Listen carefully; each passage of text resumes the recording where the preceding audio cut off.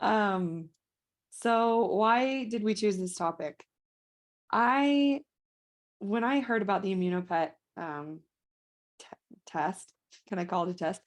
I was just blown away because it really fills a need for myeloma patients. And that's where I see Dr. Landgren's strengths. He's been in this for a while.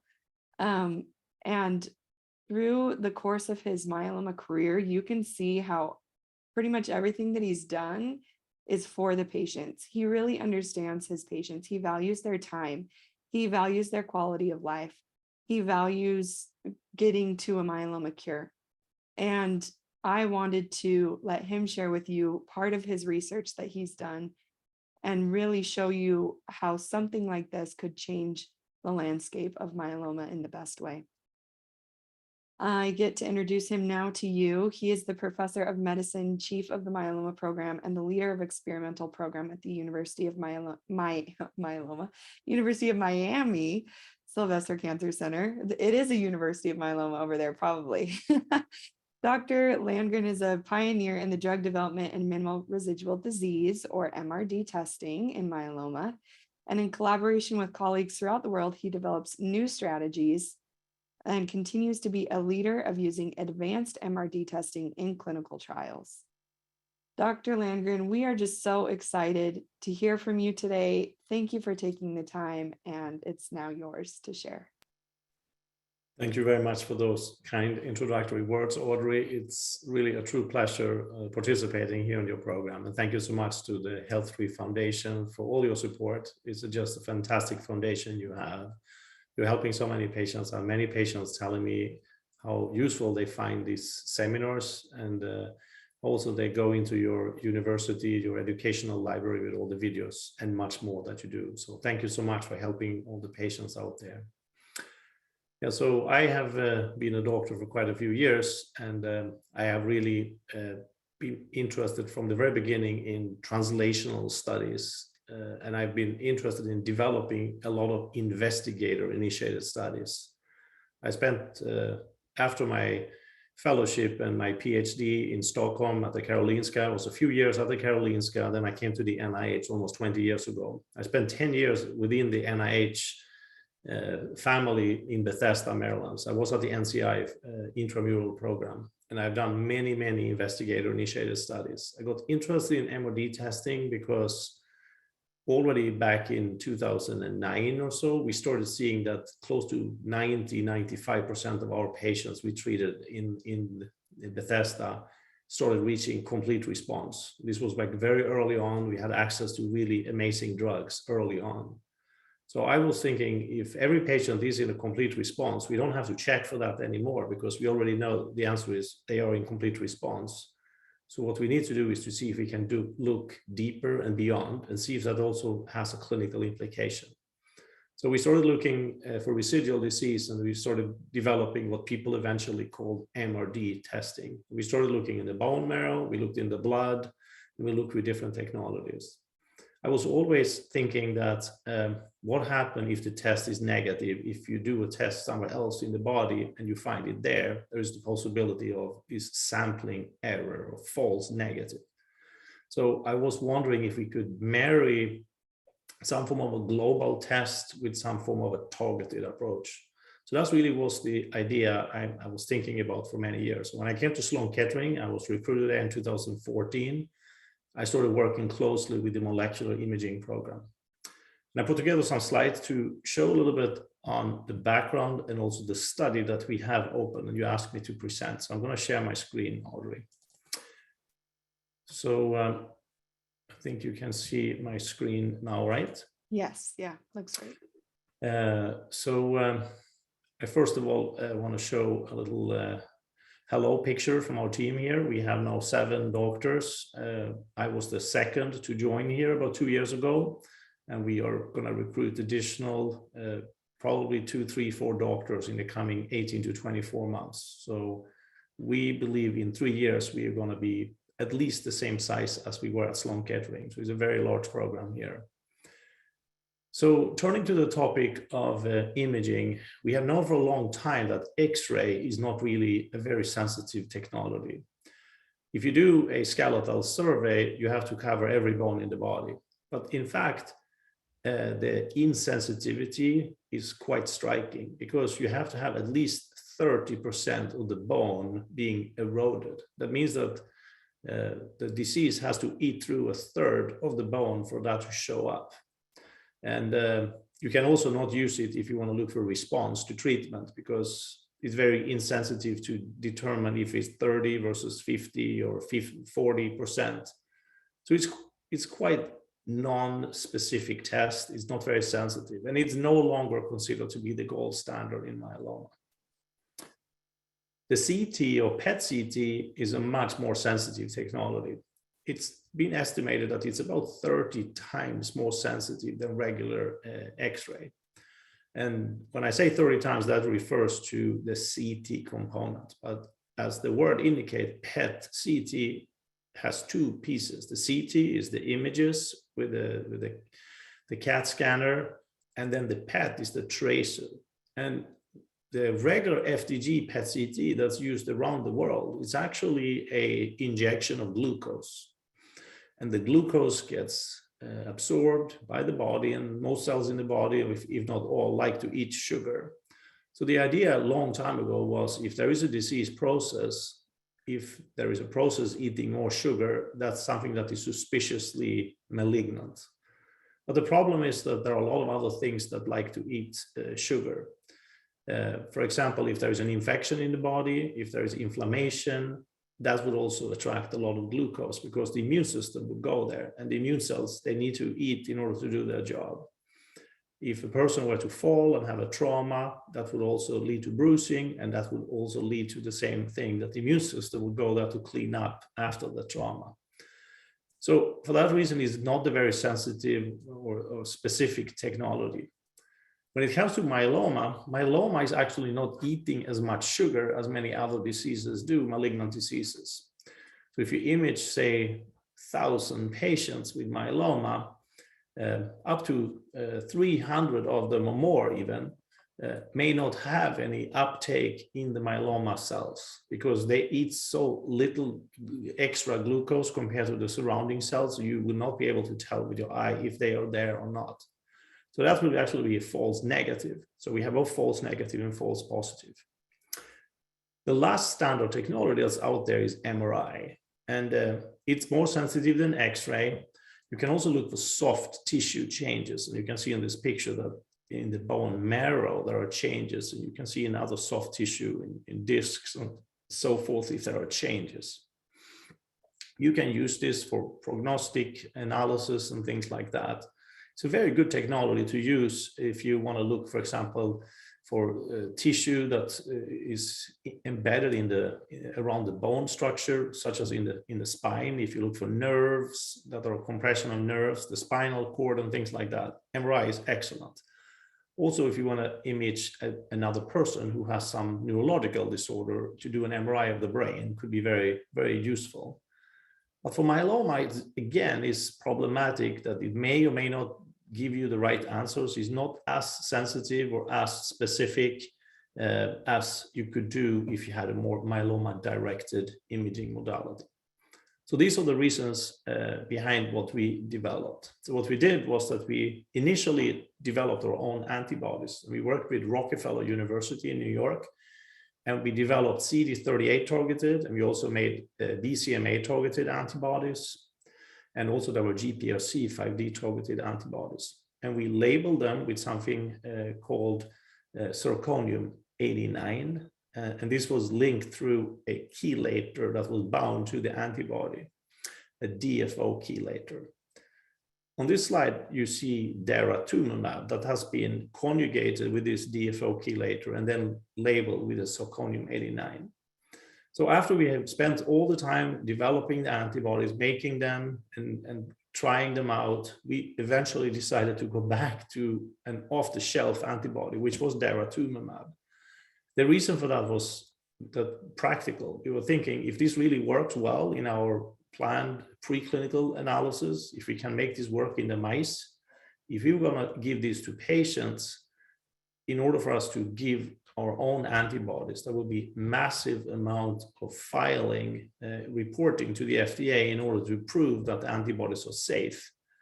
While if we use daratumumab as the carrier, we can actually refer to daratumumab as an FDA-approved product, and we would have a much shorter path towards a trial. So that was basically the practical consideration.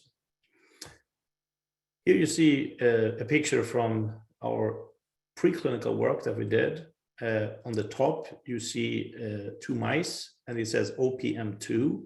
And OPM2 is a myeloma cell line. So these 2 mice were carriers of myeloma cell lines inside these mice. And on the lower left, you see they have no such area lighting up.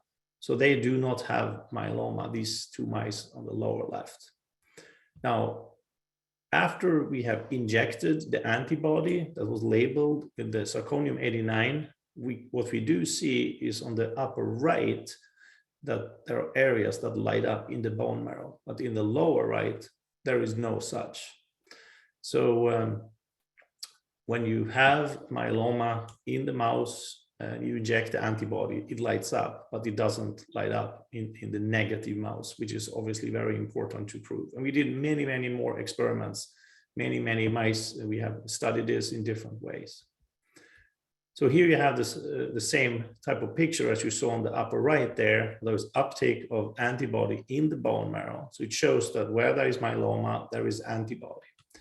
We also studied these antibodies in different organ systems in the mice because we want to make sure that it doesn't light up everywhere. And as you see on the very right, in the bone marrow, that's where you see it. And you also see that it goes up in the spleen. Now the spleen goes up in the beginning, and then over time that is less and less elevated. And there are different ways to avoid that to become a problem. The reason the spleen lights up is because the spleen is an important organ in our bodies to basically alert the immune system. So if you inject something into the blood, it can be presented in the spleen to the immune cells, so they are ready, and then they can go out and fight it off. So what we do in practical terms is that we give a little dose of CD38-targeted antibody, and that gets into the spleen, and then we give the labeled antibody, and then that becomes no problem any longer. Once we have done this, we worked a lot, and we put together a full protocol, and we submitted this to the FDA, and they approved the protocol, and we moved forward.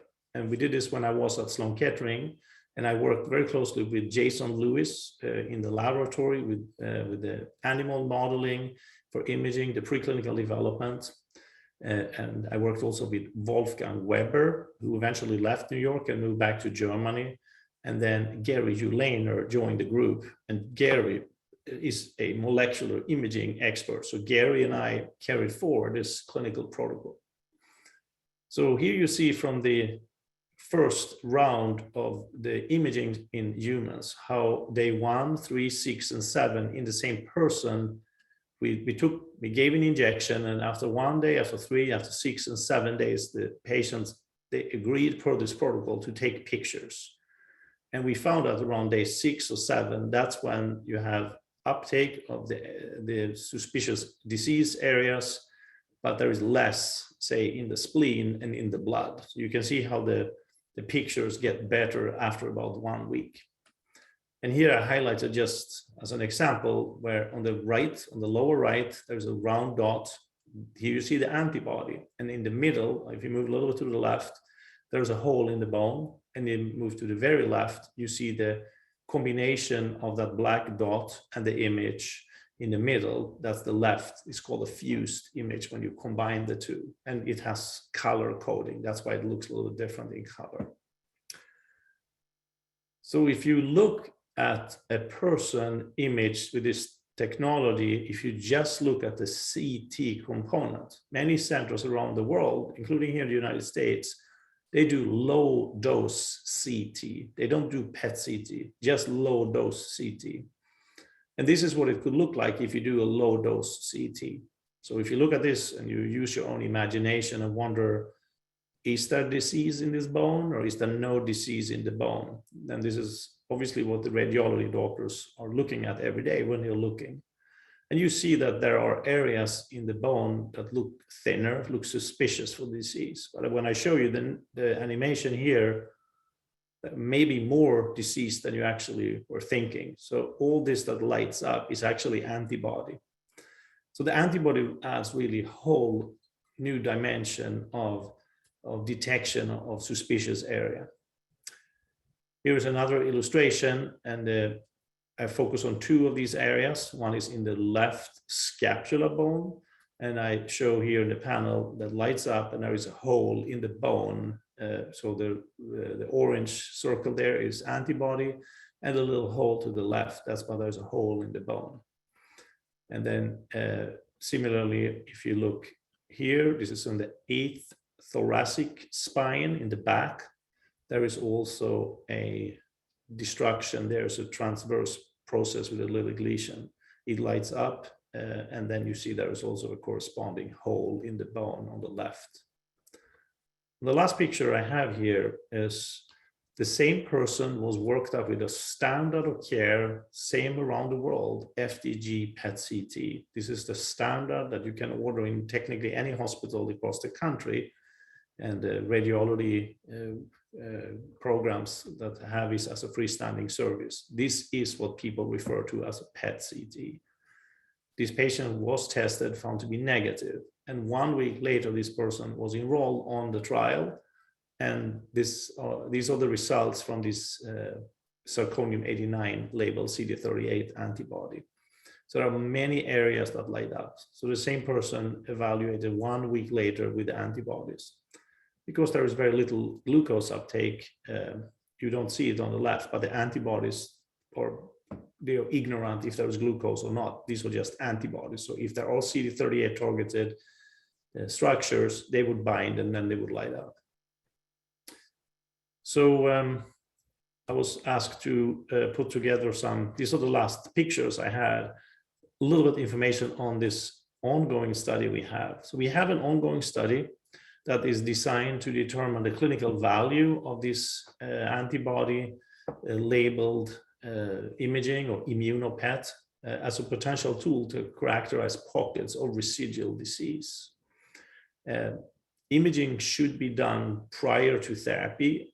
Imaging will be done prior to giving therapy, and it can also be repeated after therapy. So the protocol would allow a person to enroll and do the imaging and then go on therapy, and there could be imaging done again.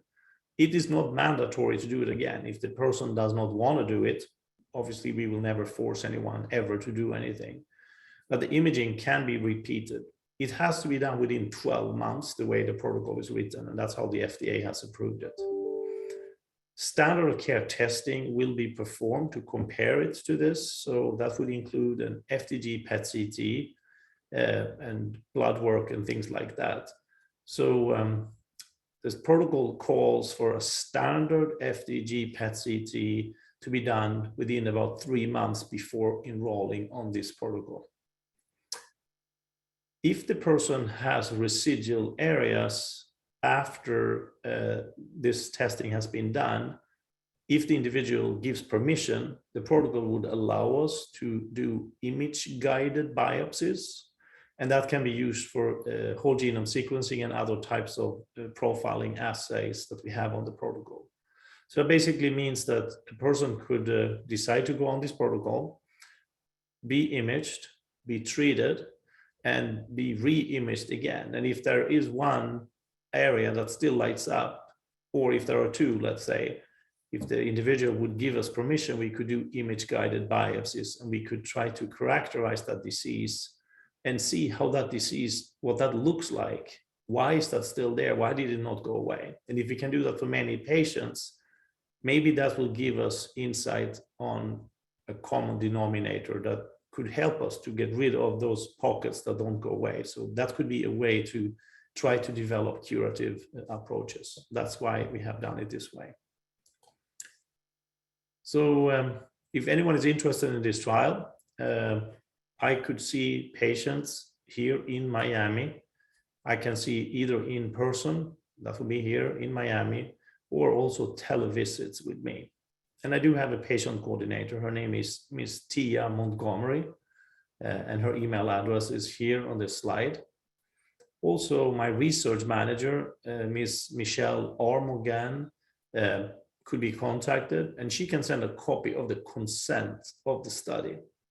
So if you're not familiar, the way it works is that if anyone is interested in a trial, you should read the consent first, and then if you meet the inclusion criteria and you want to participate, that consent needs to be signed, and it also has to be signed by the doctor or the principal investigator. And then that would secure the slot, and then the imaging can happen. So there are obviously practical details beyond what I'm saying, but that's kind of in a nutshell how it works. So you can reach out by email to Tia if you want to come here. We could do a second opinion, or if you just want to see a copy of the consent, Michelle could share a copy of that. As you heard me saying, this protocol was developed when I worked at Sloan Kettering, and we developed this as a joint project. So I am one out of two lead principal investigators for this. My other colleague, Gary U. Lehner, who leads this together with me, he moved from New York to California. So we both moved to sunnier areas. So I moved to Miami and Gary moved to California. And Gary is now at the Hoag Cancer Institute in California.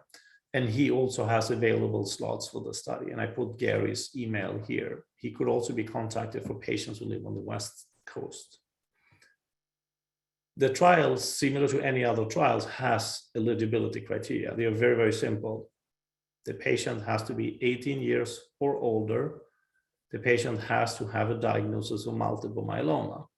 It can either be a newly diagnosed or someone who has a relapse disease. The individual needs to have a lytic lesion by imaging, by PET CT or low-dose CT or MRI.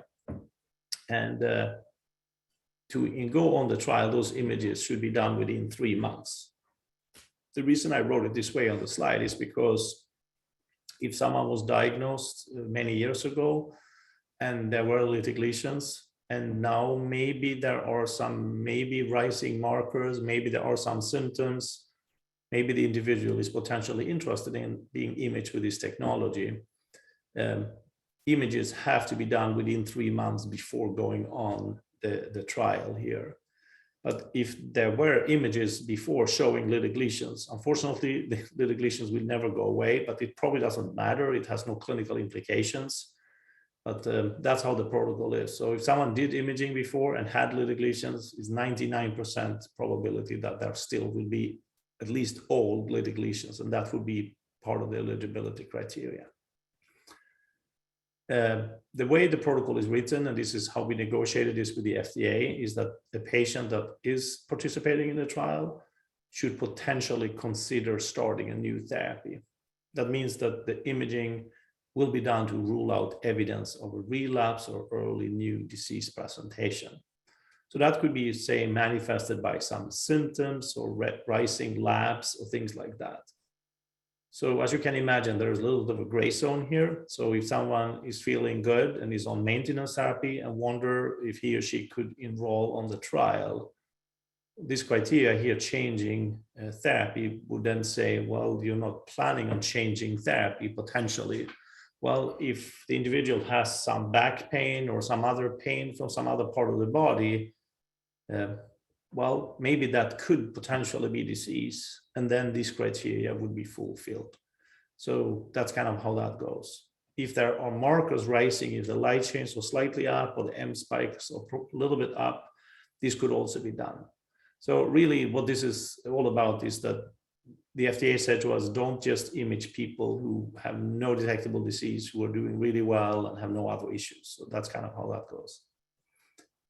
This trial is open for patients across the United States, and we would also welcome patients internationally to go on the trial. I should say for insurance purposes and for international patients that just like the vast majority of clinical trials in the US, the trial covers the research component, but other aspects will be billed towards the individual patient's insurance. That means that if someone comes for a visit, that visit will be billed towards the insurance. If labs are done, that will be billed towards the insurance.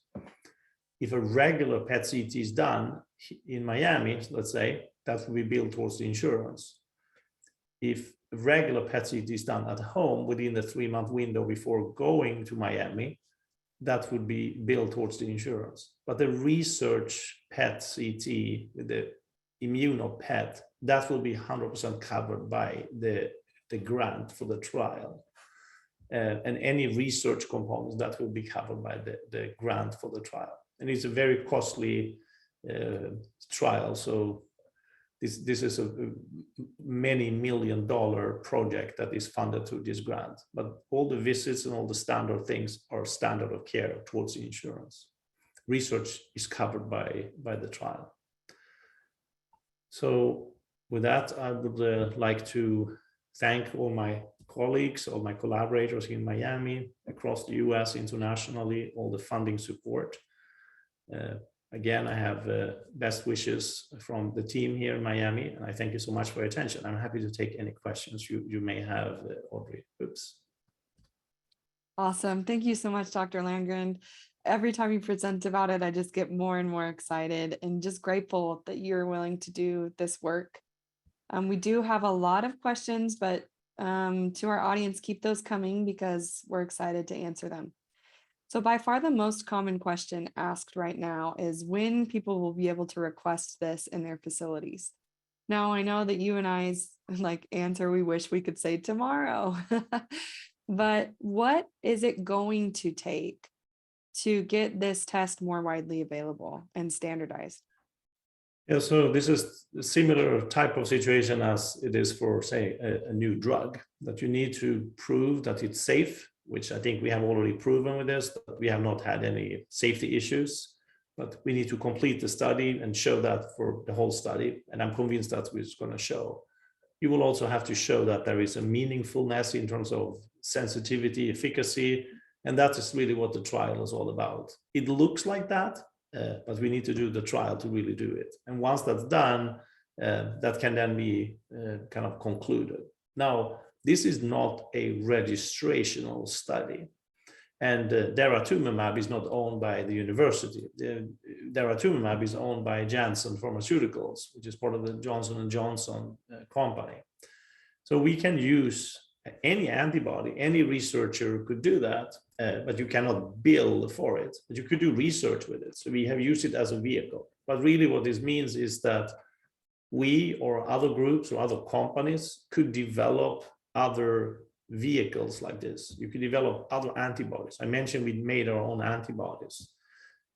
What I didn't yet tell you, what I tell you now, is that we also made microbodies, which are smaller parts of antibodies. And benefits with that is that the microbodies, they pass through all the tissues in the body very fast. The antibodies could take up to a week. You saw me showing that. So when we take pictures with this technology, we have to inject, and then the patient has to wait for a week and then take pictures. But with microbodies, maybe you could wait a few hours or just one day or something like that. We are also trying to develop small molecules, which are something that you could give as an injection. We could technically make it as a pill. So you could just think of like how this, if this serves as proof of principle that it's possible to do these things, you could develop other vehicles to do it. You could also think of this as a way to, say, profile diseases. So say you had different targets. So we did CD38, but you could do BCMA and you could do GPRC5D. So maybe you could have multiple different colors and you could look at it and see, and maybe you could have treatment decisions. So all these ideas that I'm kind of outlining and more could be picked up by anyone. So what needs to happen is that we need to show these results as proof of principle. And when that's done, someone needs to say, we want to move this forward. I know there are companies that are looking into it. So I think some company could do it and they could do it as a registrational trial, and then that would make it commercially available. It's hard to say how long that would take. Unfortunately, probably we are talking some years, I would think. Yeah, that is the unfortunate part. But the fact that, phase one is in progress. Yeah. It's probably, I'm laughing when I say phase one because you've been working on this for so long. So I don't want you to feel like we're only at phase one, but just that this is already in motion. This is already in progress. I see somebody here that's wondering, it seems like there could be false negative CT PET scans out there informing doctors. And that's kind of the point, right? I mean, that's kind of why you created this, is because yes, it is possible that could be happening. And talk to me more about where that desire came from to create this. Yeah, so as I tried to say for the background, that I was thinking for many years about how we could capture any residual disease. My goal was to try to develop strategies to find the last cells and get rid of them. And we worked on bone marrow-based assays, we did flow assays, we did sequencing-based assays, we worked in the blood for DNA, circulating cells, we studied different things, proteins. The bone marrow you can do quite sensitive, but the problem is then if you put a needle on in one location that you don't know in other locations. The blood-based tests are better in that way because they are more global, that's blood in the whole body, but some of those markers, they don't show up in the blood. So it was really the idea that you could do higher sensitivity by using a targeted therapy, such as an antibody that binds to a tissue that you have identified, or a marker that you have identified to work in this particular disease, which is CD38. So it's basically targeted imaging, just like you have targeted therapy. That would reduce the risk for false negatives. So I mentioned if you have inflammation, if you have infection, the immune cells will go there and you will have a lot of glucose consumption and the PET CT will show up. If you go to the gym, you do a hard workout, the body will light up everywhere because you technically will kind of break a few cells here and there and the immune system get ramped up to try to take those away. So you will light up as well. If you fall and have a trauma, same thing. So a lot of false false positives that way. And then the false negatives, I mentioned also that many myeloma cells actually don't eat so much glucose. They eat it, but they eat it slowly. So you can't really tell if they are there or not. And it can be over 30% of cases. So almost 1 in 3 will not show up. And that's not a very good kind of technology. If you miss so many, if you miss 1%, that's still not good, but it's better than if you miss 30%. That's a very high number. So I think the reason for using an antibody is really that you try to avoid a false positive and you avoid a false negative. There will always be some issues. Nothing is 100%, but it's way better than the current FDG PET CTs. Yeah, definitely. What would you say to somebody, because I know a couple of people here are a little bit nervous now that their perfectly clear CT scans or PET scans were not accurate. I don't want to scare anybody here. This is about groundbreaking, exciting evidence. What would be your advice to somebody that might be a little bit worried right now? Well, first of all, having been a doctor for many years, I know these things, and I assume that the vast majority of doctors out there who handle patients with myeloma are aware of this too. So when you look at the results, this will become part of the interpretation. So if the PET CT says that there is uptake in a certain area, if I saw one of my patients, and I have seen this many times, there was like something on the right rib cage, and I examined the patient and the patient would say, ow, ow, ow. I said, what happened? Well, I was jumping over a fence and then I fell. Well, I could actually see that trauma on the PET CT, then I would know that. So it's about being careful and to think about how things kind of fit together. So a lot of the doctor's job is to really to think about what's going on and try to form hypotheses to rule out things. If you just take pictures or draw labs and you look at the results, that's not really going to answer what's going on. It's just going to show a lot of information, but the information is sometimes useless if you don't know the context. And that's really where the clinical skills come in. So it's about interpretation and carefulness and putting it together and listening to the patient and examining the patient. That's critical for these things. The false negative is something that we cannot do anything about. If there is no glucose uptake, there is no glucose uptake. Now, if myeloma has caused bone destructions, you could see that with the CT. So if the CT has holes, there are holes. If they don't light up, they don't light up. But if you look carefully and you see there are holes, the CT would show that. So it's basically holes that light up or holes that don't light up. So I guess I think the clinical bottom line here is if the radiologist or the myeloma expert are less experienced and they don't know exactly where to look, because you have to look through the whole body for every bone. It's a lot of detail here.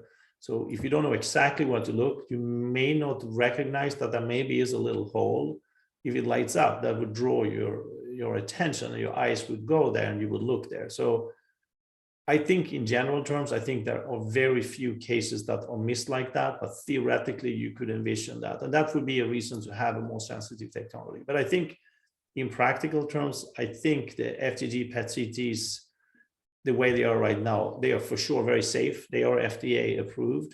So what this could do is that it could just improve the detection of very low levels of disease. Exactly. And that's what I was going to echo as well, is the PET CT is like standard of care. Yeah. Golden standard right now. We're only trying to get you better. So you're not in bad hands. No. With what we have now. We're just trying to get you even more improved. And exactly what you just said, that we're talking about very small levels of disease. We're not talking about disease that's going to ruin your life overnight. Potentially, it's just hard to give a timeline to myeloma, but it's not that you're going to be drastically hurt by the myeloma, but we just want to know, we don't want to say like, it's exactly what you've been working for your whole life. You don't want to say you're cured inaccurately and find out that there's actually pockets of myeloma living somewhere that we didn't think they were. Is that a correct kind of addition to what you were trying to say? Absolutely, Audrey, absolutely. Wonderful. Okay, so people are wondering, is there a difference between the PET and the CT scan? We kind of put them together sometimes. What's the difference between the two? Yeah, they are actually fundamentally different. So the CT, the CAT scan, is basically an improved version of X-ray. So think about how does an X-ray work? So in the good old days, they used film. These days it's digital, but you have a person and you send X-ray beams through the body. And on the backside, the film is, and now it's digital. So if they pass through the body, they're captured here. If you have a piece of lead in your pocket, there will be certain areas where these beams will not go through. They will just stop where the lead is. And the idea is that bone, because it's thicker, there will be less passing through than, say, soft tissue. So it's sort of black and white. So if it passes through, it's black. And if it doesn't pass through, then it's white. That's what X-ray is. So it's a very, very simple way of taking pictures. So now a CAT scanner is a circular machine. It's like a tunnel. And the machine sends these beams, X-ray beams, in a circular way as the person travels through the tunnel. So you take many pictures, and everything is put into a computer. So you know exactly where the body is, and then where the table is when it goes through this, and you know when these pictures are taken. So everything is very sophisticated, synchronized. So having a software that can put this together in a three-dimensional manner allows all these pictures to be fused together, and that's where the three-dimensional picture comes out of the CAT scan. That is what the CT is. So when people say they do a low-dose CT or diagnostic CT, it's the same thing I'm talking about. The difference between the low-dose CT and the diagnostic CT, if you do, say, a chest CT, it could also be called a diagnostic chest CT, is that the slices are thinner. If you do the diagnostic and you do whole body, they're a little bit thicker slices. And the reason for that is every time you take picture, there's a little bit radiation. So if you have thicker slices throughout the body, there's less radiation versus if you do very thin slices. So if you want to take the whole body, you can spread them out. They're good enough sensitivity-wise, but you limit the radiation exposure. So this is diagnostic CT and low-dose CT. Now the PET comes in because you drink or you inject glucose. If you inject the glucose or you drink the glucose, glucose comes into the blood and it goes out throughout the body. And then the glucose has a little bit of detectable color that the machine can detect. And the way the computer is set up is the following way, that you take these pictures I'm referring to, and then you can separate the body from the glucose tracer. And it basically is two channels in the machine. So the machine can separately pick up the glucose. And then the computer is set up in a way so it can geographically identify where this was picked up in relation to the body. So it's a very sophisticated software, really. This is what the PET-CT is.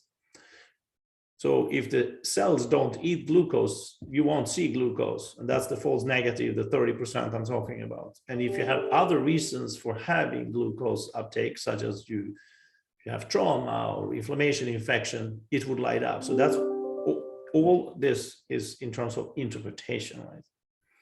The antibodies work sort of in a similar way. The ImmunoPET works similar to the ImmunoPET and the PET-CT in that sense that you have the body, the three-dimensional, but instead of tracking the glucose, you track the antibodies. So the antibodies, wherever they bind, the machine will be able to pick them up on a separate channel. You can look at only the antibodies or only at the body, or you can fuse them. Awesome. Perfect explanation. Let's talk about radioactivity within the ImmunoPET. Is there anything to be concerned when it comes to, like you were saying, small levels, but anything to be concerned about? I think the brief answer is no. The longer answer is that life is full of risks, but all the risks have been very carefully vetted and reviewed and approved. So for the protocol I talked about, it's reviewed and approved by the FDA. It's reviewed and approved by the radiation safety committees, and it's also been reviewed and vetted by the ethics review board and the scientific review committees. Because we developed it in New York, it was Sloan Kettering for both scientific review and IRB, and then it was scientific review in Miami and IRB, and scientific review in California and IRB, and radiation safety and the FDA. And all these instances have agreed that this is safe. To put it in a more practical context,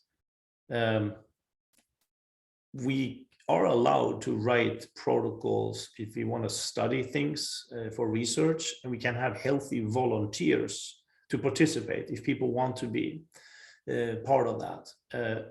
So there are rules for how much radiation you can expose a healthy individual, a volunteer. So if you use the unit of REM, you can do up to 5 REMs per year for a healthy volunteer. And I think these PET-CTs we are talking about, they're probably in the range of about, say, 2 REMs.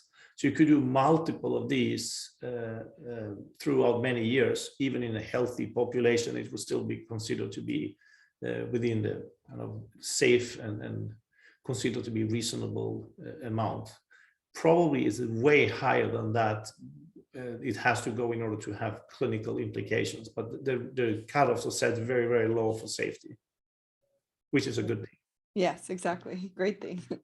Lots of questions here about if people are eligible to be in the trial, if they have had or maybe currently on daratumumab, but are seeing their numbers rising just because of the connection of CD38.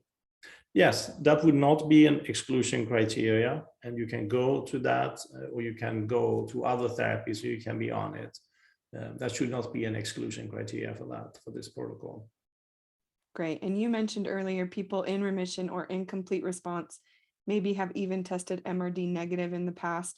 If they are experiencing symptoms like neuropathy or back pain or something of the kind, would they still qualify for this? Yeah, so the way the protocol, so the short answer again is yes. The longer answer is the way the protocol is written is that you have to be over 18 years of age. You have to have myeloma. You need to have some form of evidence that there are lytic lesions in the skeleton. These are true for the majority of patients that are in our clinics. The language when it comes to who is also eligible for the purpose of clinical aspects. That's someone who may consider to change therapy or someone who may consider starting a new therapy. I think that's the wording.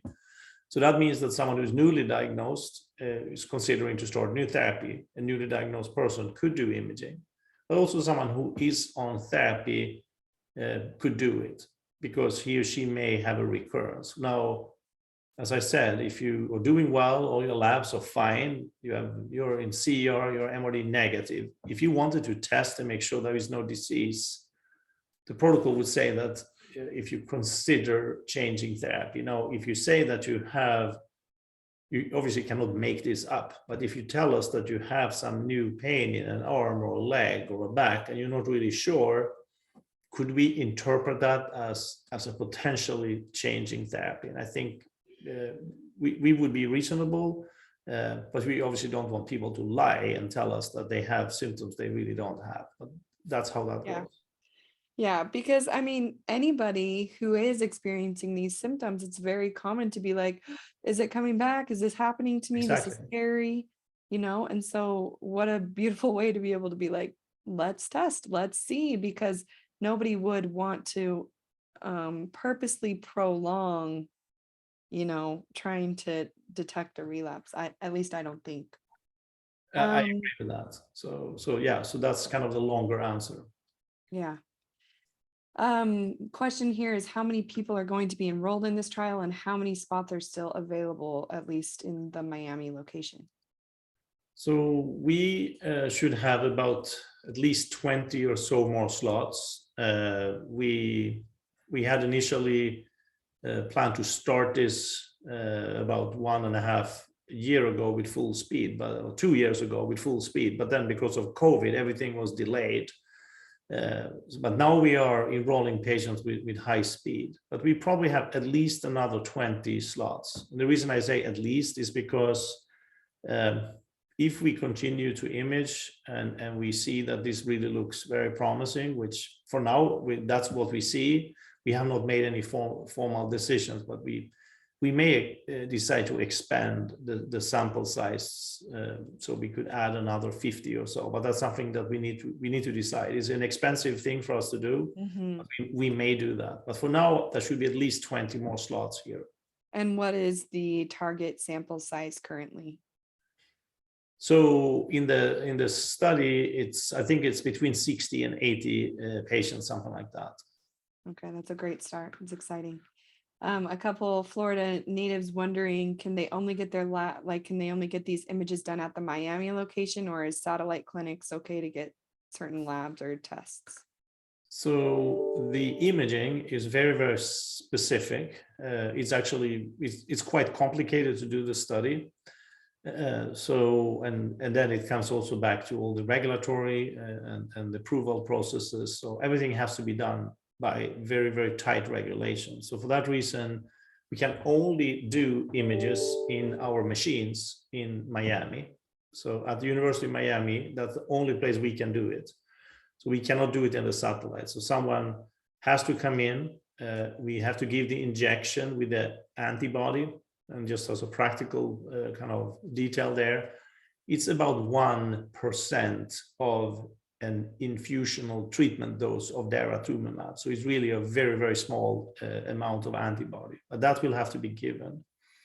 The person has to wait for a few hours just to monitor and make sure there are no reactions to the antibody. And with proper pre-medication, we have not seen that. Then the person is free to go home. And then there will be about a week later an appointment. Everything is scheduled ahead of time, so all the time slots and all the dates also are ahead of time. So about a week later, the person will come back, and then the pictures are taken. And I think it takes around an hour-ish or something like that, somewhere between half an hour and 2 hours maximum. And then the pictures will be taken in Miami. So both these two things will have to happen here. If the person does blood work, if there are regular PET CT, that should be done within 90 days before the actual participation of the trial. That could be done technically anywhere. It could be done in Boston or New York or Los Angeles, or it could be done in our satellite in Deerfield or Coral Gables, and it could be done anywhere. But the ImmunoPET has to be done in these machines the way it's set up. And for patients who go to the Hoag Cancer Center, the same applies there in California. They would have to do it there. Yeah, that makes complete sense.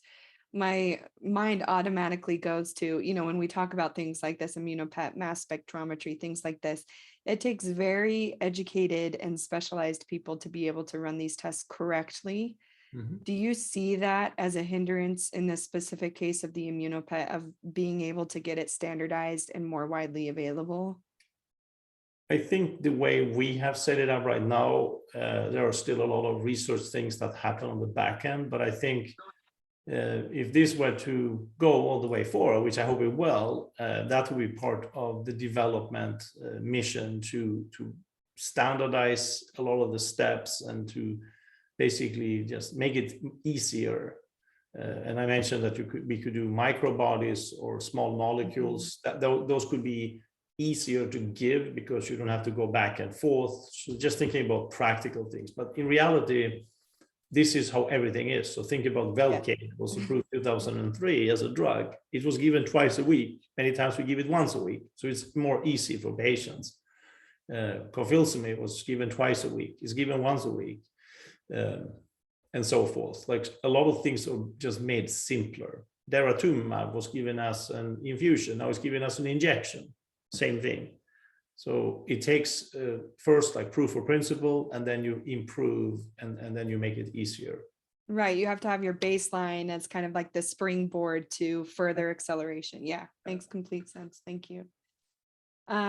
You've answered so many questions. Let's just ask maybe one or two more.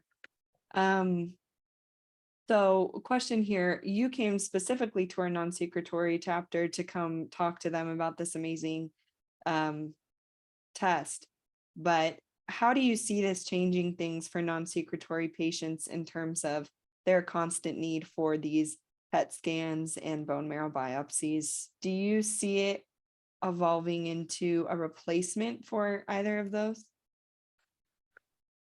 So say that question again. To a replacement for which? So for the bone marrow biopsies, let's just tackle bone marrow biopsies for now. For the non-secretory population, do you see it this test becoming a replacement? Well, I mean, it is one option to track disease. So yeah, you could think of this as an alternative, but you could, I'm not saying that is the only approach that could be done or should be done. You could think of other approaches. You could develop DNA-based technologies in the blood. You could probably have fragments of low levels of proteins, possibly also in the blood, but this would be a more sophisticated way. So yeah, it could, but I'm not saying that we're done with that yet, because all the work needs to be completed before we can conclude that. Yeah, that makes complete sense. Okay, my last question for you here, we talked about this before we got started, but do you see this being used either as a companion to or as part of a clinical trial endpoint marker in order to help drugs be approved faster, or just answers given a little bit quicker? I do think that MRD testing will become, or MRD negativity will become, a regulatory endpoint for drug approval. That will have to happen. Whether it's this technology or blood-based or bone marrow, I think all the technology, all the data for now has been based on the bone marrow-based technology, because there we have the adaptive clonoSEQ assay for drug development. But if these technology, this study and others, can be compared and show that they show the same thing, or they are even better, or however that works, I don't think there is anything that necessarily would hinder this. So I think it's another option. Yeah. So I would say potentially yes. Great. Did you want to answer Fred's question here about, does it bind to plasma cells in the blood? Yeah, so someone asked the question, can these antibodies bind to plasma cells in the blood? So the answer is yes, and they could bind to plasma cells anywhere in the body. What we do not know at this point is how many plasma cells you actually need to have at the location where these antibodies are present. So is one cell enough, or do you need to have 10 or 50 or 1,000? Or that's the number we do not know.